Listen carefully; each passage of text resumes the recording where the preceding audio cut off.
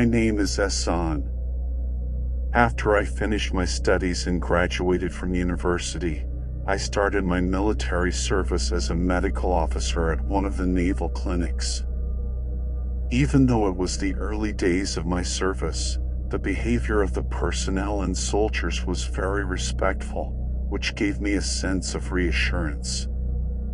Days of service passed one after another. After some time, one day, the patrol boats found 3 people who were stranded at sea. Since their condition was bad, they brought them to the clinic before transferring them to the hospital. From the conversations of the patrol forces, I realized that while they were performing their duties, they saw glass bottles floating on the water and became suspicious that a boat might have sunk or that the cargo had been thrown into the sea for some reason. They quickly informed the other patrols, and while patrolling, they encountered a burned boat and these 3 people floating on the sea. After understanding the situation, out of curiosity, I asked those 3 some questions and realized some strange events had happened to them.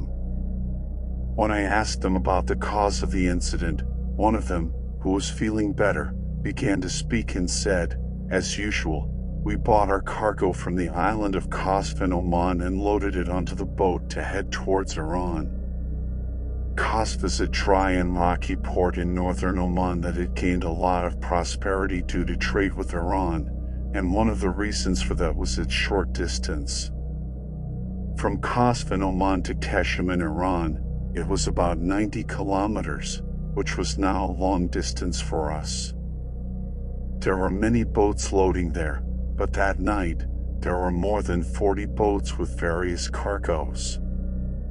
We were all together and heading towards Iran.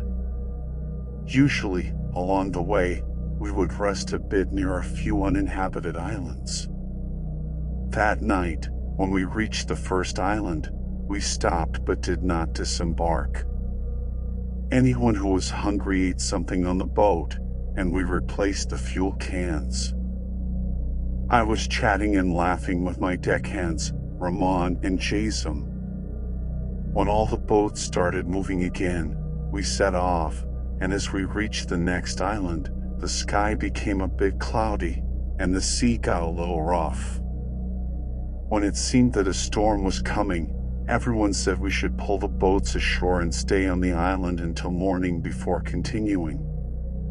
But our cargo was illegal, and one of the customers kept calling my satellite phone, saying, "My stock is running out, I am losing money, deliver my shipment quickly." He put so much pressure on us that I said, "Okay, we will continue, no matter what will happen." Everyone insisted that we should not go, saying it was very dangerous and the sea was rough. But we did not listen to them and set the boat in sea. We had not gone far when the sea turned black, the waves grew, and a cold wind started blowing. The weather changed so quickly that when a drop of water fell on my face, I was caught off guard. Then came the sound of thunder and heavy rain. I knew the area well and was aware that there was a mountain-like island a little further ahead. But there was a problem.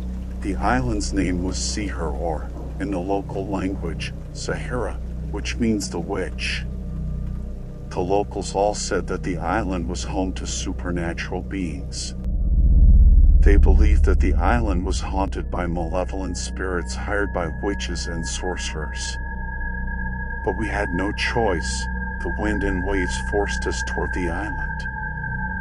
When we reached it, we dropped anchor and tied the boat's rope around one of the rocks with great difficulty. I told Rahman and Jasem, "Do not get off the boat under any condition."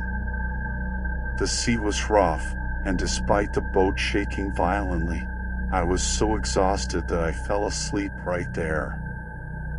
I slept for about an hour, and when I opened my eyes, the sea had calmed down somewhat. I was happy and quickly got up to wake Rahman so we could move on, but I saw that Rahman was not on the boat.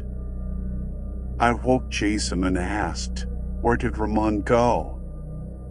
He rubbed his eyes a little and looked around, saying, "I don't know." I quickly grabbed a flashlight, shone its light on the island, and called out Ramon's name loudly. From a distance, I saw someone jumping over the rocks. As he got closer, I saw that it was him. I said, "Ramon? I told you not to get off the boat. Where did you go?" He said, "To be honest, I was under pressure and had to go to toilet." When he said that, fear filled me and I said, "You got us in trouble. I wish you peed in your pants, but you never do that." He asked, "Why?" I said, "There's no enough time for explanations. Quickly untie the rope and get on board." We pulled up the anchor, and as I was trying to start the boat, I heard a sound that resembled a scream. At first, I thought it was the wind blowing through the rocks and did not pay attention. Suddenly, Jason shouted, "Who is that?" I looked at Jason and followed his pointed finger with my eyes. A short distance from the boat, on the island, I saw an ugly creature that looked like an old woman slowly coming towards us. I quickly started the boat and glanced at Jason. He was frozen in fear, staring at the island. I asked Ramon, "Did you see it too?" "You were lucky it did not come when you were off the boat." But Ramon did not say anything. I was surprised because Ramon was usually very talkative, so I called him again and said, "What is wrong? Why are you not talking?" But he did not respond and started making strange noises. I slowed down the boat and stopped. I went towards Ramon and looked at him. His eyes had turned white, with no pupils. He opened his mouth and made strange sounds from his throat, and a stench filled the air, making me feel faint. I was scared, grabbed his hand, shook him, and said, "Ramon, what's wrong? Why are you not talking?" Suddenly, he grabbed my throat with his hand, stood up, and lifted me with him. He was squeezing my throat so tightly that my eyes were about to pop out. Suddenly, he opened his mouth and said in a strange voice, "Filthy human! How dare you enter our domain?" At that moment, I was not thinking about anything, just struggling to free myself from his grip. The only thing I knew was that no human strength could be this powerful. Jason came to my aid, and with great effort, I managed to free myself. Suddenly, Ramon started laughing like a madman and picked up a can of gasoline from the boat.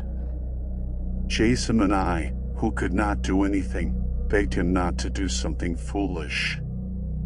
When I saw the lighter in his hand, I told Jason, "Jump into the water."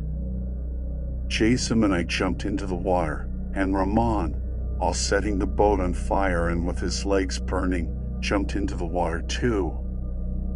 As soon as he hit the water, it was as if he woke up, screaming, "Why is the boat on fire?" The three of us swam under the boat, hoping to flip it and extinguish the fire, but the cargo was heavy. With our efforts in the waves, some of the cargo fell into the sea, and some burned and exploded along with the boat. We were in the water for several hours, and before dawn, the patrol forces found us. After hearing these stories from Ramon, who had suffered burns on his legs, I asked him about the incident, and he could not remember anything. The head of the clinic, after hearing these stories, wrote in a report, "These individuals experience mental trauma and hallucinations due to the sinking of their boat and need to be transferred to a psychiatric hospital." That day, I had spoken with all three of them. Besides the one who could not remember anything, the other two had seen the creature and were telling the same story. I knew that it was impossible for both of them to hallucinate and imagine the same thing.